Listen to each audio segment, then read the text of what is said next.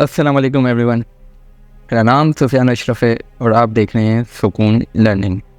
आज से हम एक नई लर्निंग सीरीज़ का स्टार्ट करने जा रहे हैं जिसका नाम है प्रॉम्प्ट इंजीनियरिंग, जिसमें हम ये सीखेंगे कि एआई को यूज़ करते हुए अपने आउटपुट को किस तरीके से 10x तक इन्हेंस किया जा सकता है। तो चलिए इस सीरीज़ का एपिसोड 1 शुरू करते हैं।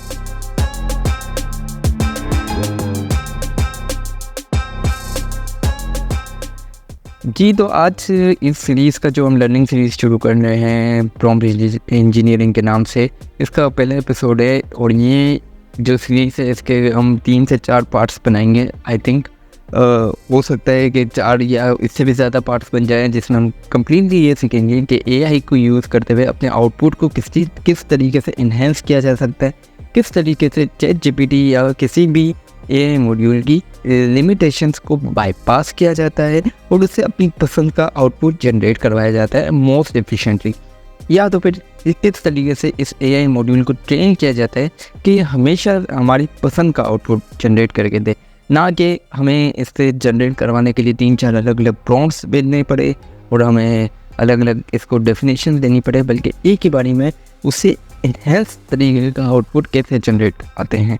तो चलें, अब इस जो लर्निंग सीरीज़ में हम देखेंगे कि अभी इसमें जो मॉड्यूल्स हम कवर करने जा रहे हैं उसमें हम zero shot learning, few shot learning और सिंगल शॉट लर्निंग ये भी सीखेंगे। प्रॉम्प्ट क्या होता है, प्रॉम्प्ट कैसे बनाए जाते हैं ये भी सीखेंगे, और किस तरीके से प्रॉम्प्ट में एडवांस टेक्निक्स यूज़ करते हुए प्रॉम्प्ट को इन्हेंस बनाया जा सकता है, किस तरीके की चीज़ें यूज़ करी जाती हैं कि आपके उन वर्ड्स से जो चैटजीपीटी की लिमिटेशंस हो या फिर किसी भी एआई मॉड्यूल की जो लिमिटेशंस है उसे बाईपास कैसे किया जाए। तो इससे पहले आज के वीडियो में हम सिर्फ इतना देखेंगे कि ये एआई काम कैसे करती है, लेकिन ये वीडियो आपने लाजमी देखना है। ऐसा नहीं कि आप ये प्रॉम्प्ट इंजीनियरिंग से रिलेटेड नहीं है तो इसे आप बाईपास कर दें, ऐसा नहीं करिएगा, क्योंकि इसमें हम एआई के काम करने का तरीका बताएंगे। और असल में हमें एआई के काम करने का तरीका जब पता होगा तभी तो हम जनरेट कर पाएंगे कि हमें पता होगा कि किस तरीके से आउटपुट उससे अपनी पसंद का जनरेट करवाना है। तो ये जो चैटजीपीटी है या फिर ये बार्ड है, लैम्डा है, ये जितने भी एआई मॉड्यूल आजकल आ रहे हैं, तो हम लोग काफ़ी शौक हो गए थे और काफ़ी ट्रेंड हो गया था कि यार ये एक बहुत ही न्यू टेक्नोलॉजी आई है, ये बहुत ही कुछ इन्हेंस किस्म की आई है। लेकिन क्या ये एआई का स्टार्ट अभी ही हुआ है? नहीं, ऐसा नहीं है। एआई का स्टार्ट बहुत पहले से हो चुका है। बहुत पहले से एआई हमारी हर फील्ड का हिस्सा थी। तो भी आपने नोट किया है कि आप घर में किसी बात को, किसी प्रोडक्ट को लेने का सोच रहे हो और थोड़ी देर बाद जब आप फेसबुक यूज़ करने लगे तो उसी वक्त उसमें वो जैसे आपने प्रोडक्ट खरीदनी एंड फ्री और आपको एंड फ्री के ऐड दिखना शुरू हो जाए। ये कैसे होता था? ये कहीं ना कहीं आपकी जो छोटी मोटी गलतियाँ होती थी या छोटे मोटे जो आपके रिसर्च करने के तरीके होते हैं, यानी आपने जैसे एंड फ्री आपने लेनी थी और आपने थोड़ा बहुत सर्च करना शुरू किया या थोड़ा बोलना शुरू किया और आपको एंड फ्री दिखना शुरू हो गई। ये ऐसे ही होता था कि ये मशीन लर्निंग होती थी। ये बाकायदा ये आपकी एक्टिविटी से डिटेक्ट करती है और आपके जो जिस तरीके की एक्टिविटी के जो फुट मार्क्स होते हैं उसको डिटेक्ट करते हुए ये बता देती है कि अभी आप ये प्रोडक्ट लेना चाह रहे हैं। और ये एआई थी, ये एआई में बस इतना चेंज आया है कि अब जनरेटिव एआई हो गई है। पहले एआई जो थी वो उसी मॉड्यूल के अंदर रहकर काम करती थी, जो मॉड्यूल डिफाइन हुआ था, वो कुछ नया नहीं कर सकती थी। और जनरेटिव एआई जो है ना, वो कुछ नया कंटेंट जनरेट कर सकती है। वो कैसे जनरेट करती है ये तो हम देखेंगे, लेकिन एआई की पिछली फॉर्म क्या थी वो अभी हम देखने जा रहे हैं। तो इसके लिए मैं आपको जैसे अभी अपना क्रोम खोल रहा हूँ और अपना यूट्यूब खोल रहा हूँ, एक बहुत ही सिंपल सी एग्जांपल आपको दिखाने जा रहा हूँ। तो जैसे मैंने ये यूट्यूब खोला है तो मुझे ये देखिए कंटेंट कैसा दिख रहा है। ये कहीं ना कहीं ये कंटेंट मुझे क्यों ये रिकमेंड कर रहा है, ऊपर दिखा रहा है थ्रिलर्स, मैक्सिस, केडी पाठक वगैरह अच्छे से जो मैं देखता हूँ वही कंटेंट मुझे दिखा रहा है। यहाँ पे ये यूट्यूब के कंटेंट आ गए, जैसे गेमिंग से रिलेटेड आ गया या फिर कोई ड्रामा इंटरटेनमेंट से रिलेटेड आ गया या कोई पॉडकास्ट से रिलेटेड आ गया। तो ये कैसे इन्होंने एक प्रेडिक्ट करा कि मुझे ये कंटेंट पसंद आएगा? कहीं ना कहीं मशीन लर्निंग की तो थी। अगर मैं यही चीज़ न्यू इनकॉग्निटो विंडो में यही यूट्यूब खोलूँगा, सेम चीज़, अब यहाँ पे देखेंगे यूट्यूब जो है वो क्लियर विंडो में खुला है, यहाँ पे कुछ भी पहले से इसको पता नहीं है कि मैं कैसा कंटेंट देखूँ। आप देखें इसने कैसा कंटेंट मुझे सजेस्ट करना शुरू किया। यहाँ पे ये जो पाकिस्तान में ट्रेंडिंग चल रहा है वो मुझे सजेस्ट करना शुरू कर दिया। यहाँ पे देखिए ऊपर भी इस तरीके के कंटेंट चेंज हो गए और ये कम्प्लीटली वही कंटेंट है जो मैं बिल्कुल भी नहीं देखता। लेकिन ये क्यों इसने रिकमेंड किया? क्योंकि ये मेरी लोकेशन के बेस पे किया। अभी मैंने कुछ सर्चिंग नहीं करी इसलिए। अब मैं ये बंद कर देता हूँ क्रोम और मैं एक VPN चला रहा हूँ।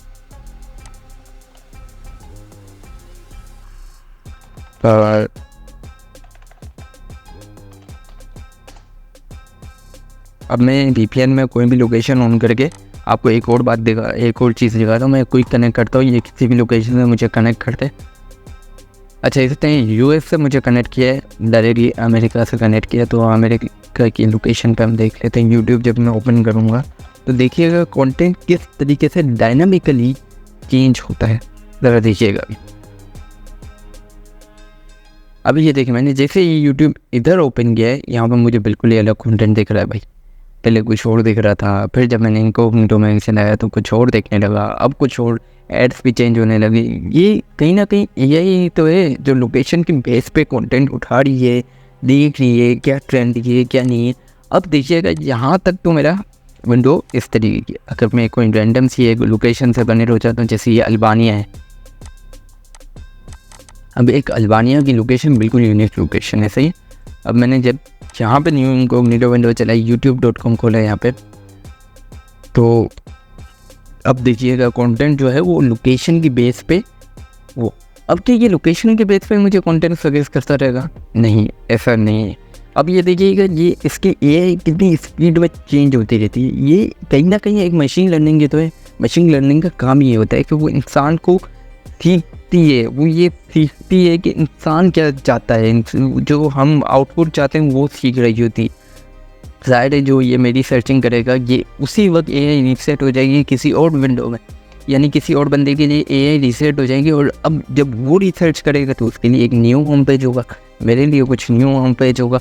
मिसाल के तौर पे 2 कंप्यूटर में आपस में बराबर में रख लेता हूँ। दोनों लोग एक ही जगह से यूट्यूब चला रहे हैं लेकिन दोनों का होम पेज अलग हुआ। क्यों? क्योंकि दोनों के इंटरेस्ट को मशीन अलग तरीके से लर्न कर रही है और उस बेसिस पे ही आउटपुट जनरेट करके दे रही है। ये मशीन लर्निंग ही तो है। अब यहाँ पे जैसे मैं देख रहा हूँ थोड़ा बहुत कंटेंट मैं सर्च कर रहा हूँ, जो ट्रेंडी है वही कंटेंट सर्च कर रहा हूँ जल्दी, और इन सबको मैं ज़रा स्किप करूँगा ताकि कॉपीराइट स्ट्राइक नहीं है। तो मैंने कुछ भी जल्दी ये मैंने कुछ कंटेंट देख लिया, सही है। और जस्ट मैं अब होम पेज पे आ रहा हूँ। देखें यहाँ पे अब तारे में आना शुरू हो गया। अब मैं कुछ और चीज़ें सर्च करना शुरू करता हूँ। जैसे फिर मैं सर्च कर लेता हूँ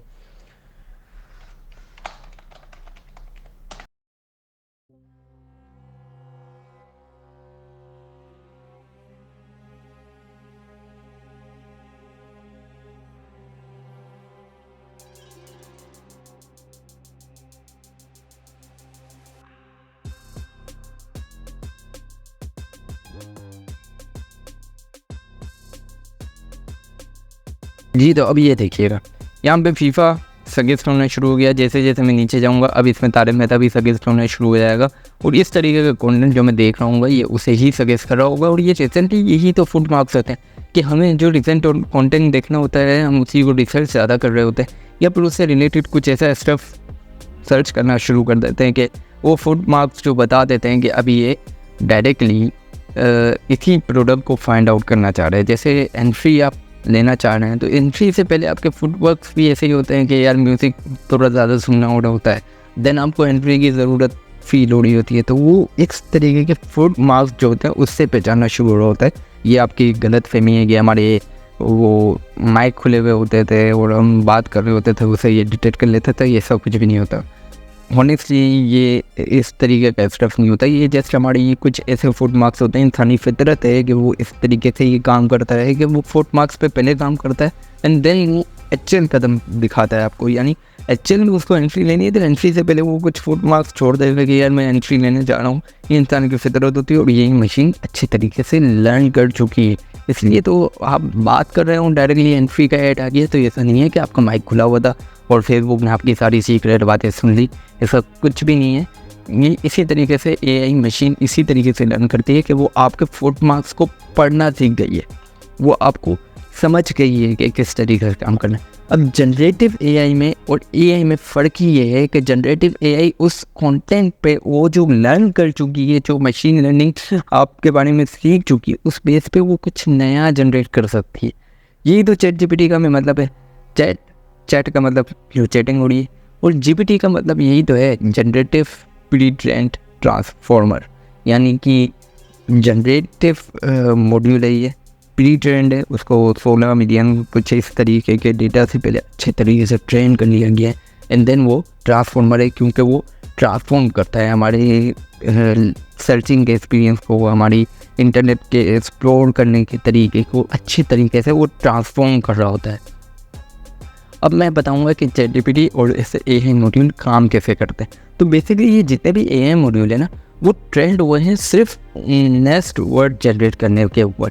उन्हें बिल्कुल भी नहीं पता कि उन्हें क्या कंटेंट लिखना है। जब आप उन्हें कोई प्रॉम्प्ट देते हैं तो वो ये नहीं जानते कि उन्हें क्या आउटपुट आखिरी तक जनरेट करना है। वो जस्ट इतना उनका काम होता है कि वो नेक्स्ट वर्ड जनरेट करना चाह रहे होते हैं, और वो नेक्स्ट वर्ड को ये भी देखना चाह रहे होते हैं वो आखिरी वर्ड है, वो कौन सा वर्ड है, वो कितना लंबा उसे लिखना है, ये सब उसी बेस पे जनरेट हो रहा होता है।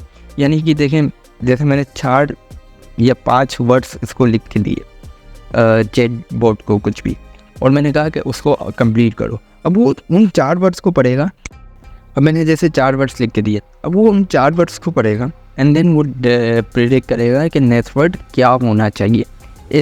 इसी तरीके से वो काम करता है कि यार जब आप कोई भी प्रॉम्प्ट देते हैं तो वो जस्ट उस प्रॉम्प्ट को पढ़ने के बाद उन सारे वर्ड्स को पीछे वाले को डिटेक्ट करके नेक्स्ट वर्ड प्रेडिक्ट करता है, और फिर उन नेक्स्ट वर्ड को से फिर उसको यूज़ करते हुए सारे वर्ड्स दोबारा पढ़ता है, देन नेक्स्ट वर्ड प्रेडिक्ट करता है, ऐसे करके वर्ड्स लिखना शुरू कर देता है।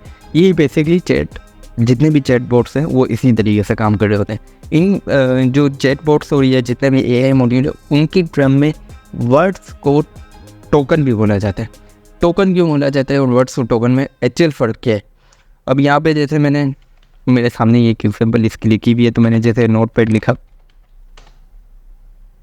अब यहाँ पे देखें एक वर्ड लिखा हुआ है साइड में, ये यूट्यूब पे लिखा हुआ है, ऐसे यूट्यूब पे वीडियो में लिखा हुआ है साइड में। तो साइड में 2 कंपाउंड वर्ड हुआ ना, यानी एक वर्ड है साइड और एक में, कंपाउंड वर्ड हो गया। जब भी कोई कंपाउंड वर्ड हो जाता है ना, तो एआई की नज़र में ये कंपाउंड वर्ड को पढ़ता नहीं है, बल्कि इसको डिवाइड करा हुआ होता है ये टोकन्स में। यानी एआई की नज़र में साइड एक अलग वर्ड है, मेन एक अलग वर्ड है। इसी तरीके से ये जो कंपाउंड वर्ड्स के पार्ट्स हो जाते हैं ना, तो इन जो पार्ट्स हैं ना उनको टोकन कहा जाता है। नॉर्मली हमारे जितने भी वर्ड्स हैं वो वर्ड्स भी हो सकते हैं, नॉर्मली हमारे जितने वर्ड्स हैं वो वर्ड और टोकन भी हो सकते हैं। यानी कि हमारे सारे वर्ड है ना टोकन हो सकते हैं, जैसे एवरी ये वर्ड भी है और टोकन भी है।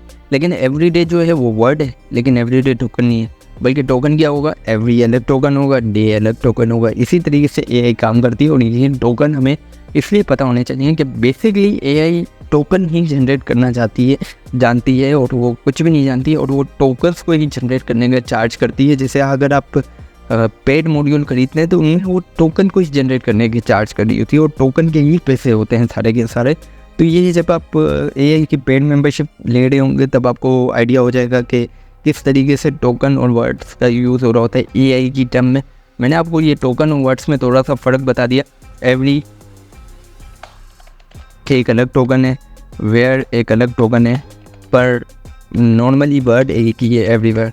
सही है। तो जितने भी कंपाउंड वर्ड होते हैं वो हमारी नज़र में पूरा वर्ड होता है, लेकिन एआई की नज़र में वो 2 डिफरेंट टोकन्स होते हैं, 3 डिफरेंट टोकन होते हैं, 4 डिफरेंट टोकन होते हैं। वो जितना डिवाइड हो सकता है उतना डिवाइड होता है। सही है।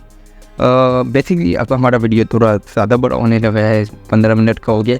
नेक्स्ट वीडियो में हम यही देखेंगे कि प्रॉम्प्ट क्या होता है, प्रॉम्प्ट किन चीज़ों से मिलकर बनता है, प्रॉम्प्ट को किस तरीके से एडवांस बनाया जाता है, और एक और चीज़ भी हम ये देखेंगे कि चैट जीपीटी से अपने प्रॉम्प्ट किस तरीके से हम प्रॉम्प्ट बेच के अपना आउटपुट जो है वो जनरेट करवाते हैं, वो किस तरीके से एफिशिएंट कर सकते हैं, और प्रॉम्प्ट की कितनी चीज़ें जो है इंपॉर्टेंट होती हैं, प्रॉम्प्ट में क्या क्या इंक्लूड होना चाहिए, उसकी सीक्वेंस क्या होनी चाहिए। इन तमाम चीज़ों को हम अगले वीडियो में कवर करेंगे। इस वीडियो को लाइक ज़रूर करिएगा, इस चैनल को ज़रूर सब्सक्राइब करिएगा और वीडियो को ज़रूर शेयर करिएगा और नोटिफिकेशन आइकन ज़रूर क्लिक कर दीजिएगा, ताकि अब जब इस वीडियो सीरीज़ का हम पार्ट 2 अपलोड करें तो आपको फ़ौरन से नोटिफिकेशन आ जाए। आप इस सीरीज़ को ज़रूर फॉलो करिएगा, बहुत ही मज़ा आने वाला है जब हम अपने आउटपुट को दिखाएंगे कि ChatGPT कैसे आउटपुट जनरेट कर रहा होगा पॉज, और बाद में कैसे वो अच्छे आउटपुट जनरेट करेगा। और हम बाकायदा ChatGPT और ऐसे मॉड्यूल्स को ट्रेन भी करेंगे। वो हम फर्स्ट टाइम में इतना ट्रेन करेंगे, थोड़ा सा वर्किंग वो करेंगे, 15-20 मिनट तक वर्किंग करेंगे या आधा 1 घंटा वर्किंग करेंगे, और इसके बाद ये होगा कि अगली बार हमें वर्किंग की ज़रूरत नहीं पड़ेगी, हमें जस्ट मैसेज भेजना होगा एंड देन वो हमें अपनी मर्ज़ी का आउटपुट दिखा रहा होगा। Thank you for watching.